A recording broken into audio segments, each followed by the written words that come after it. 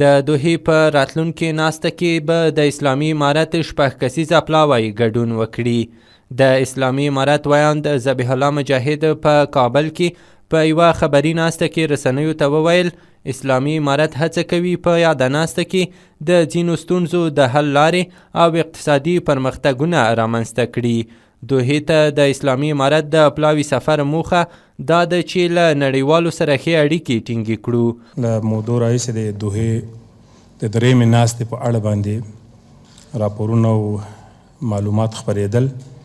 ومو غوښتل د هیئت تک په درشل کې د لنډو معلوماتو په ارایه سره چې مطبوعات معلومات ولري د کنفرانس مو دایر کړ او هیله کوو چې دغه سفر د افغانانو دپاره او د افغانستان لپاره د ستونزو په حل کې ممد تمام سی مرسته وکړي.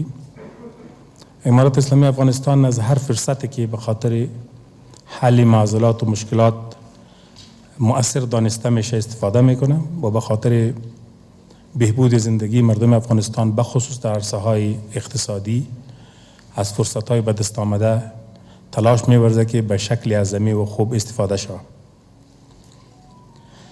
دا چې زه د یو پلاوي په مشرۍ دوحې ته روان یم ومې غوښتل له رسنیو سره هغه ابتدایي معلومات شریک کړو چې تر اوسه پورې لازمه بلل شوې ده چې رسنیز وي.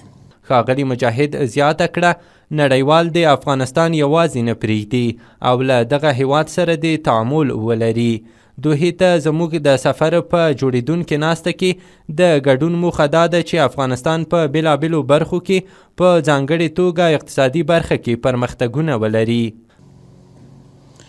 این سفر ما دشمنی با هیچ جهت نیست و تعامل به همه جهتها می باشد که باید درک شود و از آن استفاده بهتر صورت بگیرد.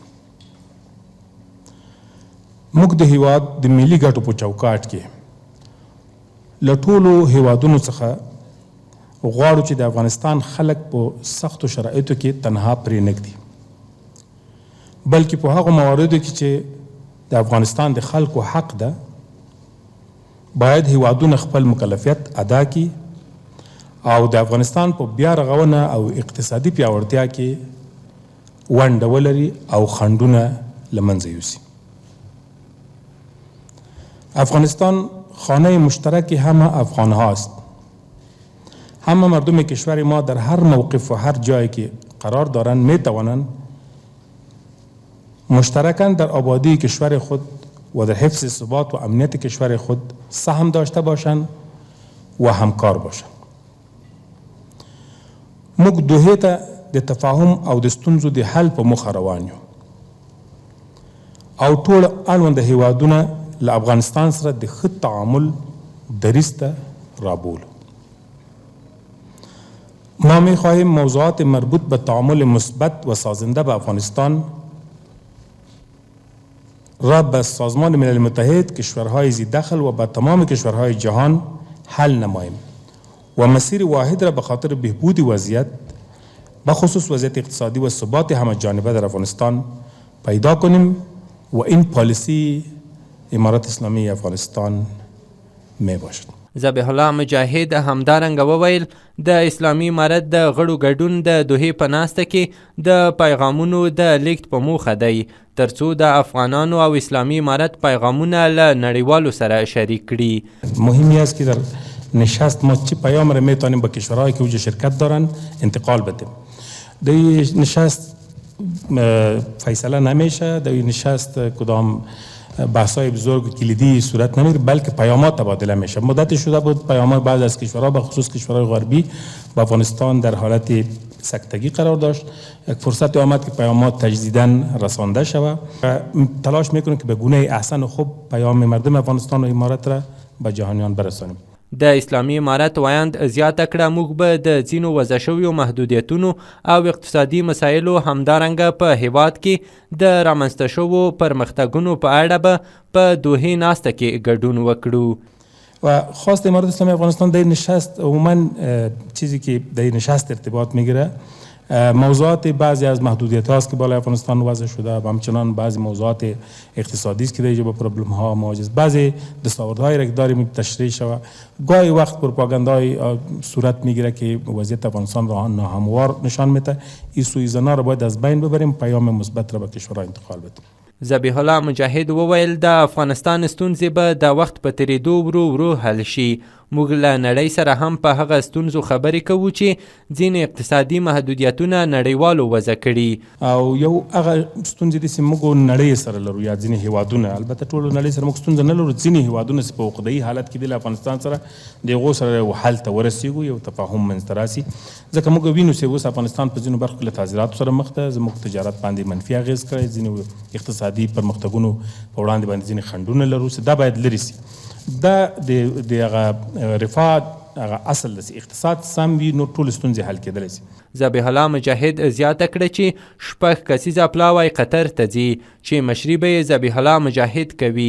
په دغه پلاوي کې د سوداګرۍ وزارت، کورنیو چارو وزارت او مرکزی بانک پلاوی په پکې وي. غونډې ته چې موږ اشتراک کوو 6 کسیزه هیئت هلته ځي اشتراک کوي. هیئت مشري زما په غاړه ده د اسلامي امارت لخوا نه، او له موږ سره د خارجه وزارت استازي په دوحه کې د قطر دفتر اوس هم فعال دی، دغه رئیس صاحب موږ سره په غونډه کې ده. همداراز د تجارت وزارت هیئت له موږ سره سته و استازي، همداراز د مخدره موادو د معینیت د داخله وزارت استازي موږ سره سته، د مرکزی بانک د افغانستان بانک هیئت له موږ سره سته. دا به ټول موږ هلته ځو. البته ډېر تمرکز په 2 برخو باندې لرو چې هغه د اقتصادي برخه او د مخدره موادو په برخه کې ده. هغه به هلته انشاءالله بیا هم یادونه کوو چې هر فرصت چې موږ ته لاسته راځي د بهبود د وضعیت دپاره او د افغانستان شرایط پکې په پام کې نیول کېږي، اسلامي امارت غن استفاده کول غواړي. ښاغلي مجاهد همدارنګه وویل که د دوحې د ناستې موضوعاتو ته عملي بڼه ورکړل شي د افغانستان لپاره به ښې لاسته راوړنې ولري. اول د دې ناستې لاسته راوړنې خو انشاءالله وروسته معلومیږي. موږ د یوې ښې اجنډا سره هلته ځو، په هغه موضوعاتو چې ټاکل سوی بحث وسي هغه به په ښه ډول باندې کېږي. او زه باوري یم که چیرې عملي اړخ پیدا کړي او عملا دغه غوښتنې او موضوعات مطرح سي هغه عملي اړخ ولري، انشاءالله د افغانستان دپاره به ښې لاسته راوړنې په آینده کې ولرو. اسلامي امارت به خپل حقونه وغواړي. په رسمیت پیژندنه هم د افغانانو حق دی او موږ به په دې موضوع هم خبرې وکړو چې یو شمیر هیوادونه دې ته چمتو دي ترڅو اسلامي امارت په رسمیت وپیژني، خو زموږ د خبرو مهمه برخه به په اقتصادی مسائلو وي. یک راه هست که یک افهام و تفهیمی به وجود بیاید و یا یک قناعت فراهم شود.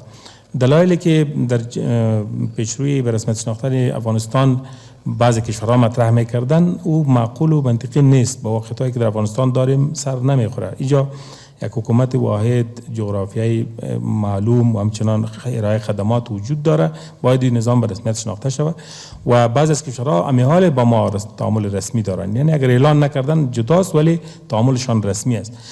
ولی امید میره که این نشست‌ها قناعت بعضی از کشورهایی که باقی مانده هم فراهم بسازه تا یک تعامل رسمی را آغاز بکنن. یک پله از زینه است که ما آستا آستا میتونیم پیش بریم.